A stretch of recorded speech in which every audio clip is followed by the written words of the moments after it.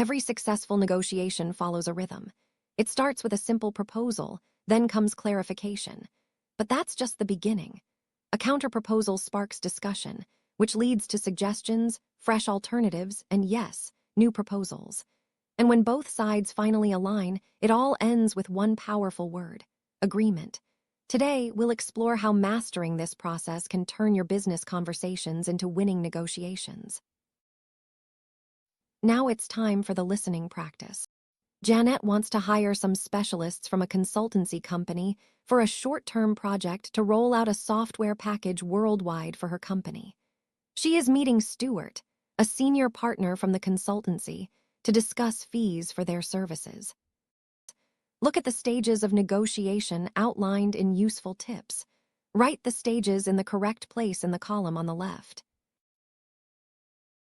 And that basically is why I called you, Stuart. We don't have enough SAP specialists for this job ourselves. I see. So, what exactly do you need?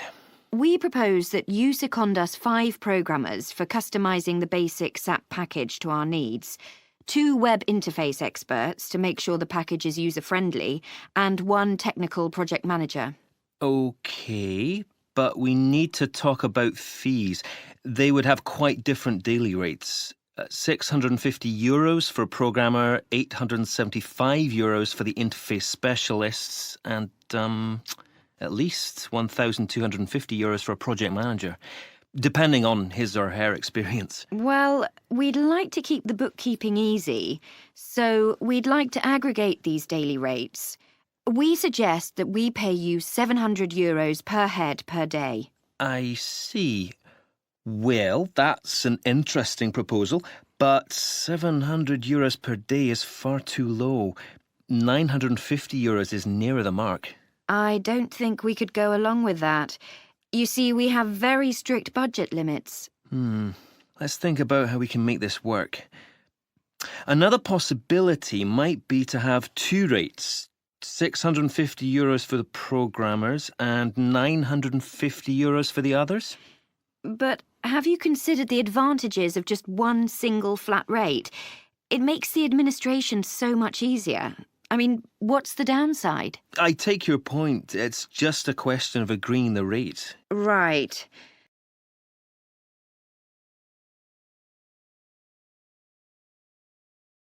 So, by my calculations, if we agree on a daily rate of €750 per head per day, over 6 months, your company will receive, just a second, €772,000.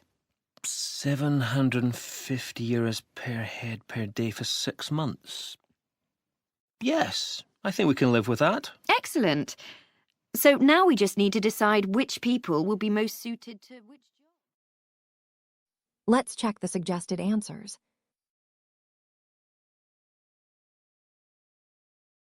Let's move to the matching exercise.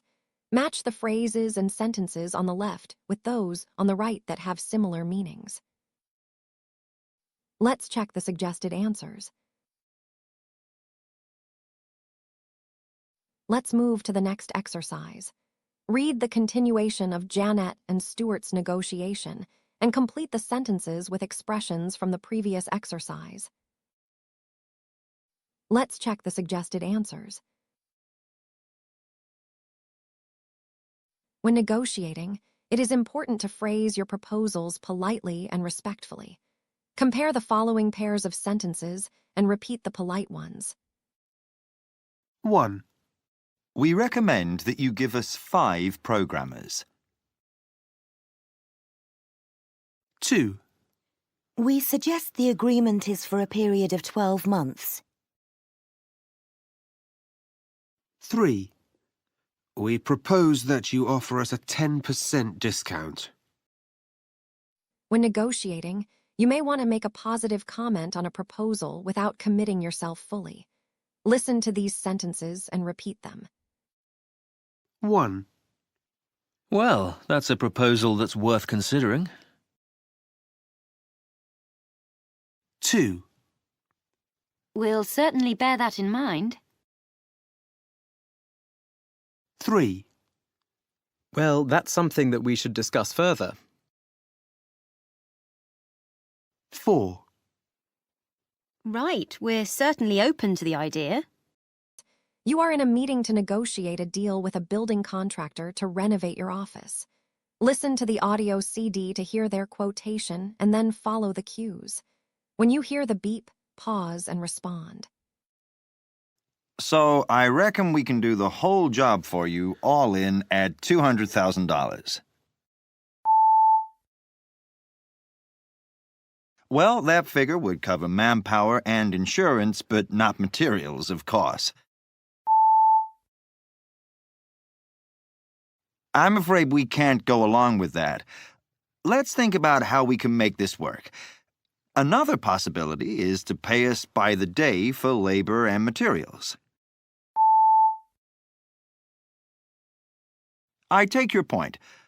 Okay, I think we can live with that. Let's check the suggested answers. When we're close to reaching agreement in business, we often use the first conditional. The structure is simple. If plus present tense, will plus verb. For example, if we agree on a daily rate of €750 per head, your company will receive €772,000. If we pay their traveling expenses, they won't be out of pocket. If he delivers the product by Friday, it'll be on the shelves by Monday. The bank won't have any concerns if we guarantee the loan. Notice how each sentence shows a real, possible situation and its likely result. That's the power of the first conditional in negotiations. It makes agreements clear, practical, and forward-looking. And that brings us to the end of today's lesson. We've seen how negotiations follow a clear process, from proposal to discussion to agreement, and how the first conditional helps us make realistic offers and commitments. Remember, strong communication is not just about what you say, but how clearly you show the outcome. If you use these tools, you'll negotiate with more confidence.